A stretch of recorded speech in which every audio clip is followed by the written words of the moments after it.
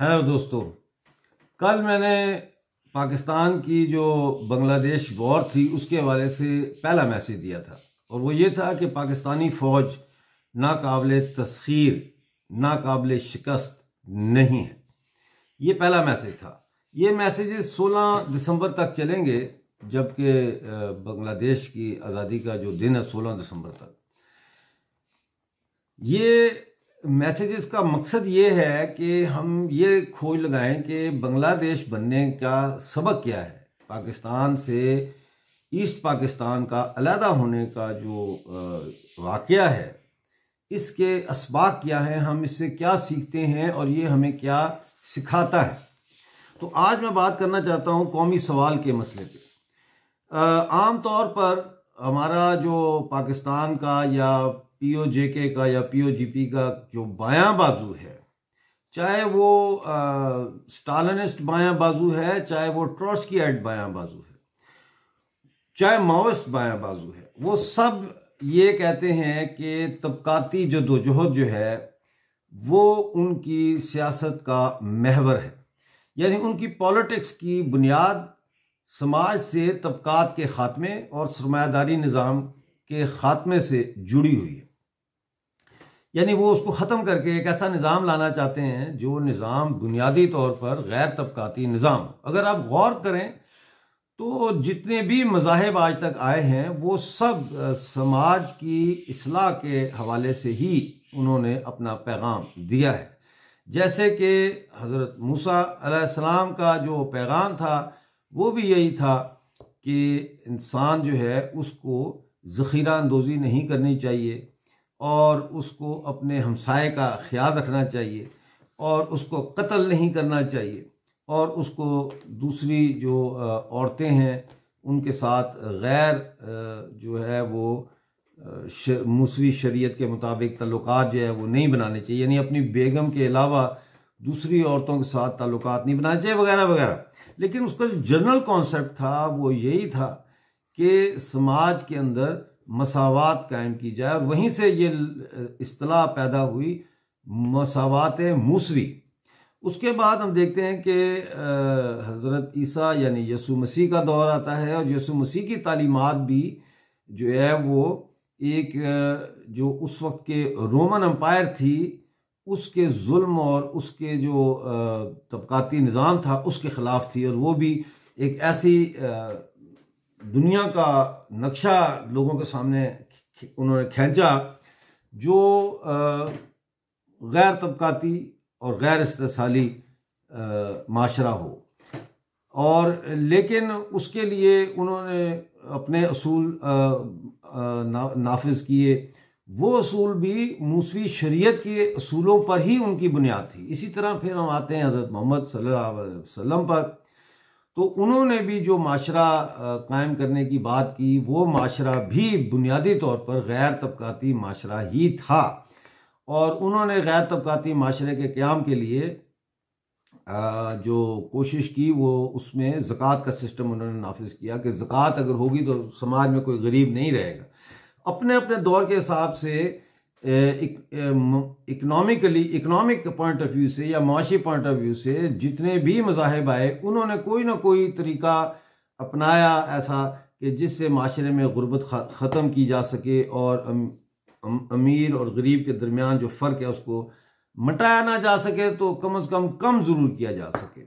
यही नज़रिया जो है वो आया साइंटिफिक सोशलिज्म में और पॉलिटिकल इकॉनमी में, मार्क्सिस्ट पॉलिटिकल इकॉनमी में, और उसमें ये नतीजा निकाला गया कि सरमायादाराना निज़ाम का जो बुनियादी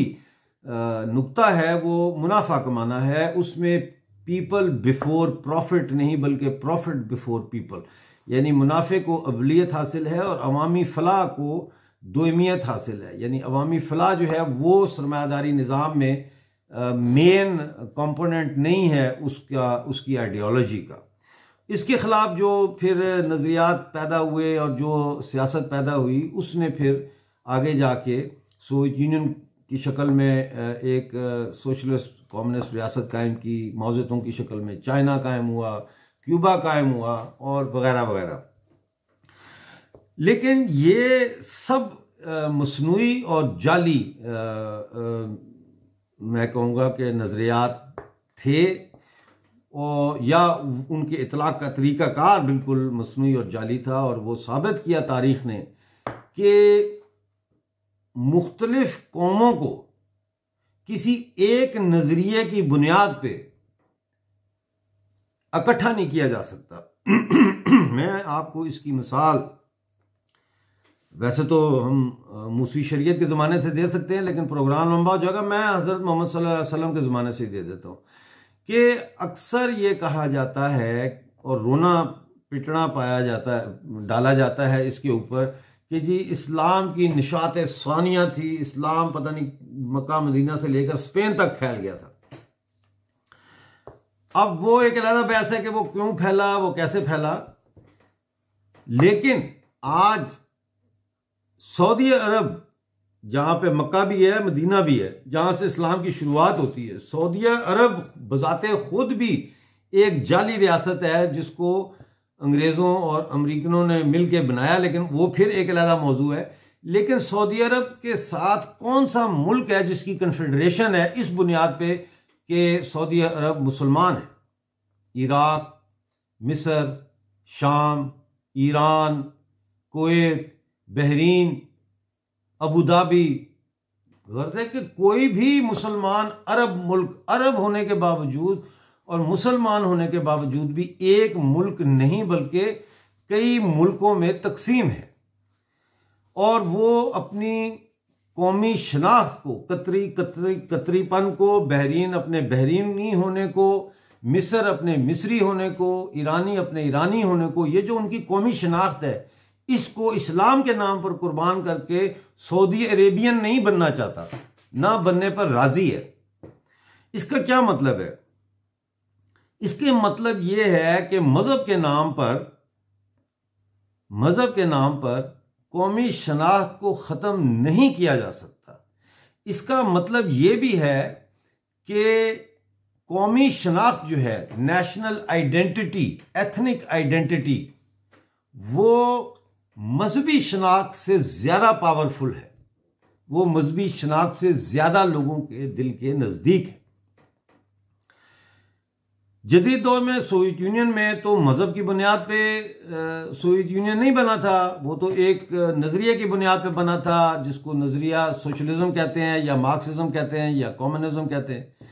उसकी बुनियाद पे बना था। और नेशन जो थी, स्टेट जो थी सॉरी, उसने तमाम चीज़ों पे कब्जा कर लिया था, यानी स्टेट मालिक थी सनत की भी और ज़राअत की भी, हत्ता के लोगों की ज़िंदगियों की भी मालिक बन गई थी वो। लेकिन उसके बाद 1920 में बाकू में जो कॉन्फ्रेंस हुई थी, Baku Congress of the people of the east, उस कांग्रेस के बाद रूस में सेंट्रल एशियन रियासतें जो थी, ताजिकिस्तान, उज़्बेकिस्तान, कज़ाकिस्तान वगैरह, जो ये आज़रबाईजान वगैरह की रियासतें थी, ये सोवियत यूनियन में शामिल हो गई थी। अब वो क्यों शामिल हुई, वो क्या इकोनॉमिक पैकेज उनको दिया गया था, वो आप अलहदा से उसका मुतालिया कर सकते हैं, वो मेरे आज की गुफ्तगू का मौजू नहीं है। लेकिन ये शामिल हो गए थे और फिर ये सब एक कंट्री बन गए, यानी सोवियत यूनियन। लेकिन सोवियत यूनियन को जबर के तहत कायम रखा गया 72-73 साल तक। और फिर जब सोवियत यूनियन को गोरबाचोफ ने ख़त्म किया तो उसके बाद पहली चीज़ जो हमने देखी वहाँ पे सोवियत यूनियन में ख़त्म होने के बाद, वो सोवियत यूनियन की बहाली की कोई तहरीक नहीं थी या सोशलिज्म को दोबारा से कायम करने की तहरीक नहीं थी, बल्कि वो आज़रबाईजान को, जॉर्जिया को, ये जो है यूक्रेन को, और आपका जो है वो सेंट्रल एशिया की उज़्बेकिस्तान और कज़ाकिस्तान, ताजिकिस्तान, इन रियासतों के अंदर कौमी आज़ादी की तहरीकें उभरी और वो दोबारा उन्होंने रूसी या सोवियत या मार्क्स के नज़रिए को छोड़कर अपनी कौमी शनाख्त की बुनियाद पे उन्होंने दोबारा से आज़ादियाँ हासिल की। लिहाजा मतलब ये है कि मज़हब हो या कोई भी आइडियोलॉजी हो, उसकी बुनियाद पे कौमी शनाख्त को ख़त्म नहीं किया जा सकता। कम से कम आज की जो ये इस वक्त का जो दौर है इंसानी तारीख का, उसमें तो ये मुमकिन नहीं है। अब वो कैसे मुमकिन होगा, उसमें ज़राए पैदावार की समाजियत जो है वो कैसे कायम होगी, socialisation of means of production owned by those who run those means of production and own those means of production, वो एक अलग कहानी है, वो एक अलग टॉपिक है, वो भी मेरा आज का मौजू नहीं है। मैं सिर्फ अपने पाकिस्तानी जम्मू कश्मीर जो है कब्जे वाला और पाकिस्तानी कब्जे वाले गिलगित बल्तिस्तान के नौजवानों को यह समझाना चाहता हूं कि ना तो इस्लाम के नाम पर और ना सोशलिज्म या कम्युनिज्म के नाम पर मुख्तलिफ कौमों को इकट्ठा किया जा सकता है, जोड़ा जा सकता है, या कलोनियल माशरे में आज़ादी की तहरीकें चल सकती हैं। आप मुझे कोई एक मिसाल दें कि किसी मुल्क ने इस्लामी इनकलाब के नाम पर किसी हाकम कौम से आज़ादी हासिल की हो, या किसी महकूम कौम ने किसी हाकिम कौम से सोशलिज्म के नाम पर आज़ादी हासिल की हो। यानी कि पीओजे के जैसे उसकी मिसाल ले लेते हैं कि पाकिस्तानी कब्जे वाले जम्मू कश्मीर में इस्लामी तंजीमें मौजूद हैं, जमात इस्लामी भी है, बाकी भी हैं, हत्ता कि मुस्लिम कॉन्फ्रेंस भी एक किस्म की मजहबी सियासी जमात है, लेकिन ये आज तक हत्ता के कश्मीर के अंदर भी इस्लाम के नाम पे पाकिस्तानी कब्जे वाले जम्मू कश्मीर के लोगों को पाकिस्तान का हिस्सा बनने पर मजबूर नहीं कर सके। आज भी पाकिस्तानी कब्जे वाले जम्मू कश्मीर और गिलगित बल्तिस्तान में लोग इस बात पर कन्विंस नहीं हैं कि उन्हें पाकिस्तान का हिस्सा बनना चाहिए। हाँ, इंडिपेंडेंस की बात करते हैं कि हमारी रियासत थी और हम खुद मुख्तार रहेंगे या रियासत की वहदत बहाल होगी, उसका ताल्लुक मजहब से नहीं है। इसी तरह ये बात है कि जो सोशलिस्ट हैं या जो कम्युनिस्ट हैं या ये जो बाएं बाजू के लोग हैं, इनको समझना पड़ेगा कि सोशलिज्म के नाम पर, कम्युनिज्म के नाम पर पाकिस्तानी कब्जे वाले जम्मू कश्मीर को गुलामी से आजाद नहीं किया जा सकता या गिलगित बल्तिस्तान को आजाद नहीं किया जा सकता। इसलिए बांग्लादेश का जो बनना था, पाकिस्तान इस्लाम के नाम पे कहते हैं बना है, हालांकि पाकिस्तान तो अंग्रेजों ने बनाया था, लेकिन चलो मान लेते हैं कि इस्लाम के नाम पे बना था, तो फिर इस्लाम के नाम पे जो रियासत आपने बनाई, जैसे कैसे भी बनाई, वो फिर कौमी सवाल के मसले पे आके खत्म होगी ना। वो फिर बंगाल जहां से मुस्लिम लीग शुरू हुई, जहां पे मुस्लिम लीग ने तहरीक शुरू की, उन्हीं बंगालियों ने जब आपने उनका तशख्खुस खत्म किया, जब मोहम्मद अली जिन्ना ने कहा कि बंगाली नहीं उर्दू सरकारी जुबान होगी, जब अयूब खान ने कहा कि बंगाल जो है वो 1 यूनिट बनेगा, पूरा पाकिस्तान उस 1 यूनिट का हिस्सा होगा, आपने उनकी कौमी शनाख्त मिटाने की कोशिश की, तो फिर उन्होंने उसके आगे फिर लाशें ही बिछाई ना। फिर उन्होंने तो फिर अपनी भी लाशें बिछाई और आपकी भी लाशें बिछाई, यानी फौज की, पाकिस्तान की। तो कहने का मकसद ये है, ये बात बहुत जरूरी है समझने की कि ठीक है, कोई मुसलमान है, कोई सोशलिस्ट है, कोई कम्युनिस्ट है, कोई दैरिया है, कोई हिंदू है, कोई सिख है, फाइन, कोई मसला नहीं है, लेकिन एक महकूम कौम कभी भी मजहब या किसी इस तरह के आइडियोलॉजी या नजरिए के तहत आजादी हासिल नहीं कर सकती, ना की है। रूस में भी जो लेनिन का इनकलाब था वो सोशलिज्म के नारे पे नहीं था, वो रशियन रेवोल्यूशन था। आपने कभी सुना है किसी ने कहा रेवोल्यूशन ऑफ सेंट्रल एशिया या revolution of Soviet Union? No, it was a Russian revolution. वो रूस का इनकलाब था, जो कि रूस के बादशाह और उसके बाद जो वो वहां पे ट्रांजिशनल गवर्नमेंट कायम हुई थी, उसकी नाकामी के ऊपर जो इनकलाब पैदा हुआ था। लेकिन चूंकि ये लोग ऑर्गेनाइज थे, बोल्शेविक्स, तो इन्होंने वो तहरीक काबू कर ली। जैसे ईरान में मौलवी ऑर्गेनाइज था, वहां पे शाह के खिलाफ जो तहरीक थी वो मौलवियों ने हाईजैक कर ली, यहां पे इन्होंने हाईजैक कर ली। लेकिन आज भी ये एक हकीकत है कि तबकाती सवाल हर समाज का हर दौर में बुनियादी सवाल रहा है। कार्ल मार्क्स खुद कहता है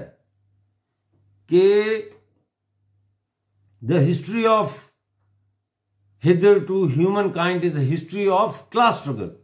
कि आज तक की जो जानकारी है तारीख की, वो तारीख तबकाती जदोजहद की तारीख है। मैं मानता हूं इस बात को, लेकिन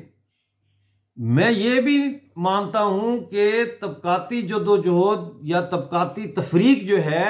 ये कभी भी दुनिया में ख़त्म नहीं की जा सकती। सिर्फ हम ये कर सकते हैं कि दो तबकों के दरमियान जो गैप है गुर्बत का और अमारत का, उसको कम किया जाए। लोग खाने के भूख से भूखे ना मरें, लोड शेडिंग से ठिठर ठिठर कर सर्दी में ना मरें, लोग आटा ना मिलने से ना मरें, लोग पानी ना मिलने से ना मरें। ये बात समझने वाली है कि किसी भी समाज का बुनियादी तजाद हमेशा तबकाती तजाद है और रहेगा, लेकिन जद्दोजहद आज़ादी में जो तजाद जिसको अवलियत हासिल है वो कौमी सवाल है। और जब तक कौमी सवाल को सियासत का बुनियादी सवाल नहीं बनाया जाएगा, पाकिस्तानी कब्जे वाले जम्मू कश्मीर और पाकिस्तानी कब्जे वाले गिलगित बल्तिस्तान में, हम उस वक्त तक पाकिस्तान के खिलाफ एक भरपूर तहरीक आज़ादी शामिल नहीं कर सकते। दूसरी बात आ जाती है कि तहरीक आज़ादी, कोई भी तहरीक है, उसकी मंजिल क्या है, उसको कहाँ जाना है। मैं बार बार समझा रहा हूं कि तहरीक आज़ादी का मकसद सिर्फ ये है कि हम भारतीय यूनियन टेरिटरी में शामिल होके अपनी टूटी हुई बिखरी हुई रियासत की वहदत बहाल करें, यानी सो कॉल्ड आज़ाद कश्मीर जम्मू कश्मीर के साथ जुड़ जाए और सो कॉल्ड गिलगित बल्तिस्तान जो है आज़ाद कहते हैं उसको, वो भी लद्दाख के साथ जुड़ जाए और बांदाज़े दिगर हमारी रियासत की वहदत बहाल हो जाए। उसके बाद जिसने जो करना वो करे, कोई टेंशन नहीं है। जिसने जो माला जपनी है जपे, लेकिन कम से कम हम भारतीय यूनियन टेरिटरी का हिस्सा बन के आज़ाद तो होंगे। अभी तो कोई हमारे पास कॉन्स्टिट्यूशन ही नहीं है, हमारे कोई आईनी हकूक ही नहीं है, ना गिलगित बल्तिस्तान वालों के पास है, ना पीओजेके वालों के पास है। कम से कम भारत की यूनियन टेरिटरी में शामिल होने के बाद हम पर भारत के कॉन्स्टिट्यूशन तो लागू होगा, हमारा एक निज़ाम तो होगा, हमारे हकूक बाकी भारतीय शहरियों के बराबर तो होंगे। हमारे साथ वो तासुब तो नहीं किया जाएगा जो इस वक्त पाकिस्तान हमारे साथ कर रहा है। लिहाजा आज का दूसरा मैसेज ये है कि बांग्लादेश की आज़ादी का दूसरा सबक ये है कि कौमी आज़ादी की जदोजहद जो है उसको महकूम कौमों की सियासत में अवलियत हासिल है, और कौमी सवाल जो है उसको ब्रश अंडर द कारपेट करके तबकाती जदोजहद का जो कॉन्सेप्ट है उसके मातहत नहीं किया जा सकता।